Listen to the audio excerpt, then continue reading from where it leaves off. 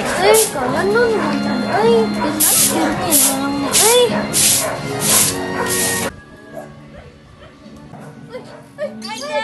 Ay! Ay! Day! Pero, day, ano? Hawin tayo. Ano naman po ni Day? Ay! Naman day bagyo day. Yung maigot do tani. Muuga niya yung nagkuan na may ganina. Nag-andam na kay sus. Isa pa lang tanong. Ya, kung ma-evacuate mo, pwede na dyan mo ato sa among ay. Kaya may generator. Sus! Nga, maigot. Tanang bagyo. Katas, pamantaw. Tanang nakuha na ng bagyo. Taon. Naguro kay tanaw ko ang balita. Saon taman ni pagtanaw nga mga bata. Gikan kadlawan sila ranto hapon sila ni tanong TV pero day. Una sa ko kay. Wala mangandam na lang guro ko ba kaso lang siya. Sige, i-check. Bye. Okay, bye day. Bye. Bye.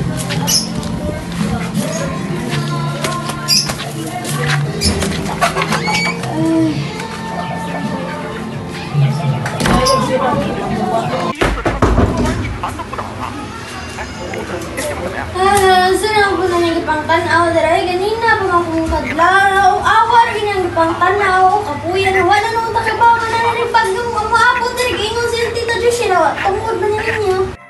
Ay sama last na makaron lagi ko gagamit sa TV kay si Irene ay galian na sa diri. Ako nasad na ako sa kwarto ganyan. Yan ang utan ako nimo kung na ba kag TV ana ka di. Asos pangalawa mo dere pa kuha mo dito pag siya. Ma, unya na ba? Awa.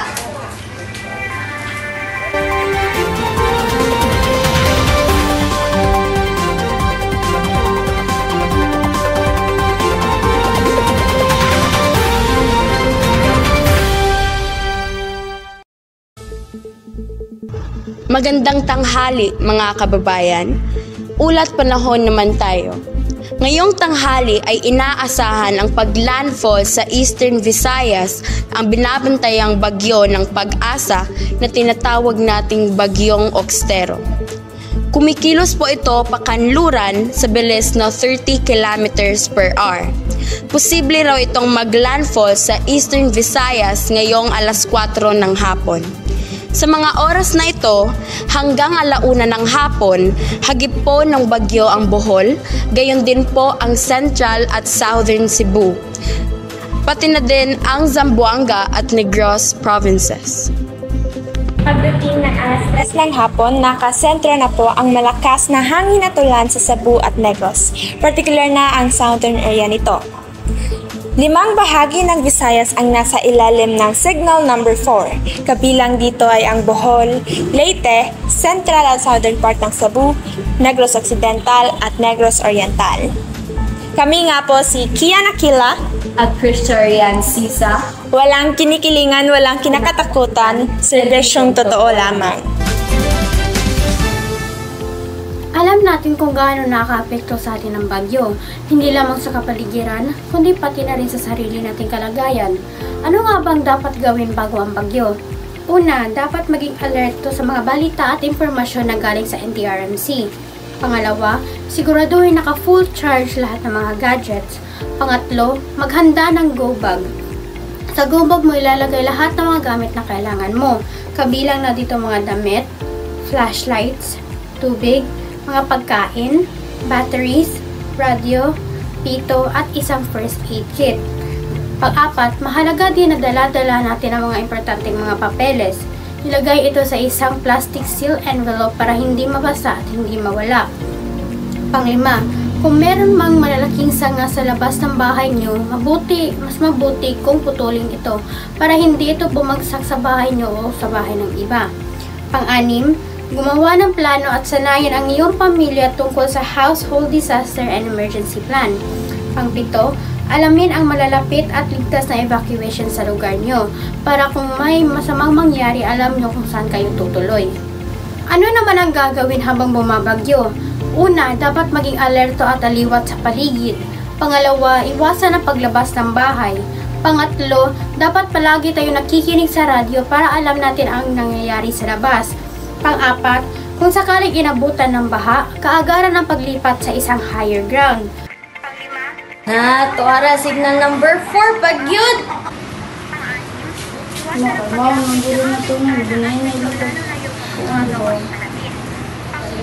Mao gyud ma. Dali ma, maganda na ta. Sige. Ako na lang sa papeles niya, sa extra sa Nina niya. Irene, ikaw na lang sa first aid kit niya, sa mga pagkaon. Sarah ha, battery, power bank, flashlight, usa pa na toiletries. Ikaw na lang po na, ayapin na lang po na. Sige. Asus! Tanga-tanga, pagkat pangihok na, babe, pangihok na!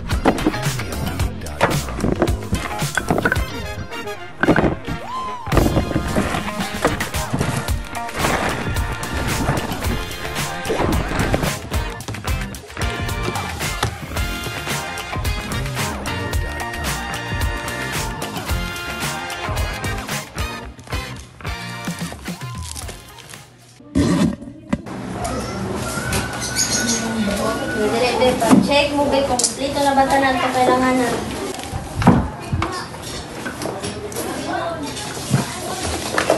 First aid kit, check. Foods, check. Water, check. Nanatanan ma. May radyo, batteries, sabon, shampoo, power bank. Check na ma. Dili. Wala mga papilis sa bata, check. Mga extra clothes, mga bili, extra money. Okay na. Sige, okay na ta. Very good na ta ha. May gani, nakaandam ta. Makusok-kusok ng good sila. Asa tani mo? Ato dyan tali nila. Teacher Shinin niyo. Ba, kaluparon naman yung atbog, may. Makusok ng higit kayong butawag na ito ni auntie mo, be. Bebe, ay lang mo pangulpa ha. Ako natawagan yung auntie yung Teacher Shin, okay?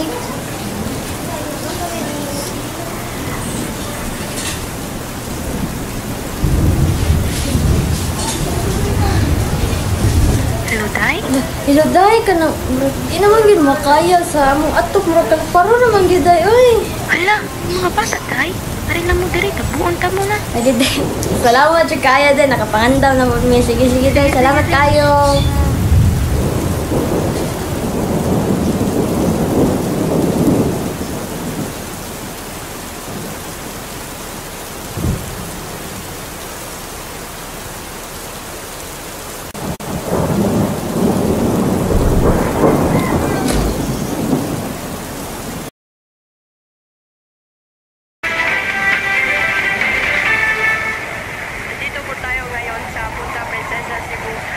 Napakalakas ka po ng hangin ngut hindi pa po tumatama ang sentro ng bagyo dito sa bahagi ni Cebu.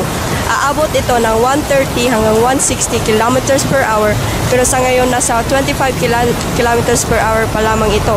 Asahang maglandfall ito sa Eastern Visayas at mag-traverse ito sa Central Visayas Biyernes ng gabi. Sa ngayon nasa karagatan pa lamang ang bagyo. Maraming mga mamamayan ang naghahanda para sa kanilang kaligtasan at marami ring bubong ang nagsisilipadan na mga puno at poste ay dumahilig dahil sa lakas ng hangin. Asahan ng pagguho ng lupa at mga power outages kaya siguraduhin mag-ingat sa paparating na bagyo. Makinig sa mga opisyal na anunsyo ng mga otoridad. Salamat. Ay, Teacher Shin, salamat yung kayo Day. Ikaw na ka mong atok, lagi mo kaluparon, hindi taon to. May ganit, nakaandam na dyan mo.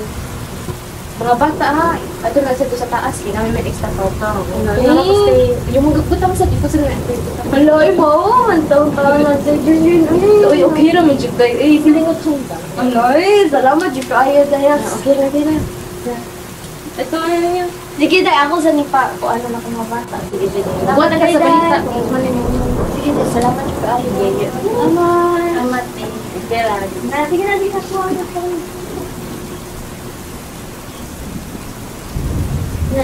Inay, ha?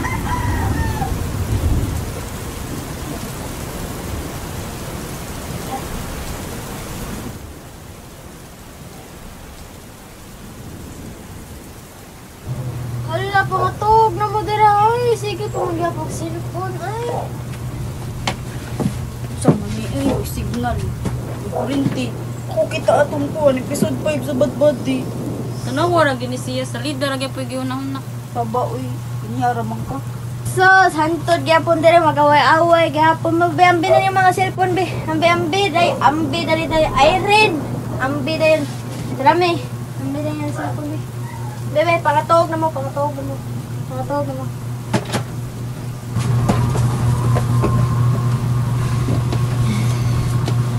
ako mo ni mo.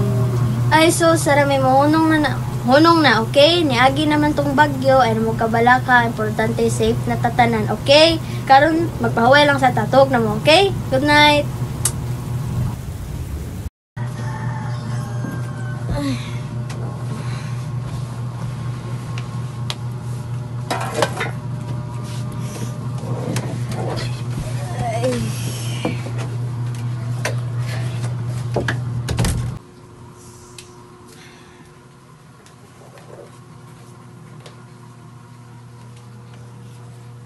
Para sa ating ulat panahon, nakalabas na po sa sentro ng Cebu ang bagyong Oxtero.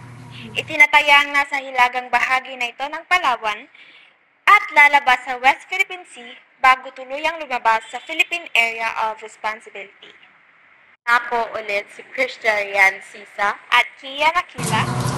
Yun lang po at salamat. Saan pwede na tang balik ito?